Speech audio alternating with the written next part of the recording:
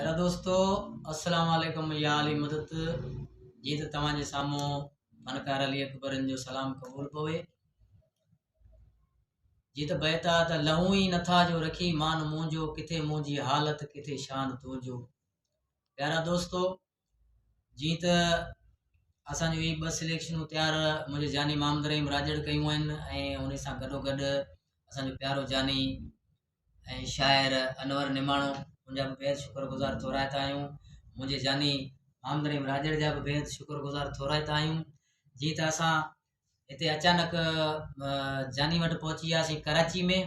ईअं दिलि चयो त सिलेक्शनूं आहिनि ऐं कचारी बि थोरी थी वेंदी ऐं घणनि दोस्तनि खे ॿुधाए न सघियासीं छो जो मसरूफ़ हुआसीं, थोरो टाइम असांखे घटि हो। उन जे करे दोस्तनि खां इहो माज़रत चाहियूं था, कंहिं दोस्तनि खे ॿुधाए कोन सघियासीं त असां कंहिं जॻह ते कचारी जे लाइ आहियूं। पर हाल असांखे टाइम थोरो छो जो असांजी सुबुह जो रिकॉर्डिंग आहे। असांजूं नए साल जूं 2 रिकॉर्डिंगूं आहिनि जंहिंजी सिलेक्शन आहे मुंहिंजो जानी, मुंहिंजो पुराणो शाइर मोहम्मद रहीम राजड़, उन सां गॾु आहे अनवर निमाणो नोड़ी, जेको असां हिते वेठा आहियूं बैठक ते मुंहिंजे जानी मोहम्मद रहीम राजड़ वटि कराची में।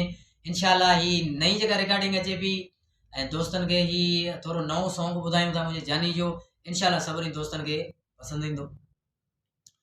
ओ यारी हलाई त मुड़स माण्हू थी हला, यारी हलाई त मुड़स माण्हू थी हला, धारे दिल शीअ जी पो मिले मूं सां, धारे दिल शीअ जी पो मिले मूं सां, माना अॾजण वारो कंहिंखां, यारी हलाई त मुड़स माण्हू थी हला, यारी हलाई त मुड़स माण्हू थी हला, धारे दिल शीअ जी पो मिले मूं सां, धारे दिल शीअ जी पो मिले मूं सां, माना अॾजण वारो कंहिंखां, यारी हलाई त मुड़स माण्हू थी हला।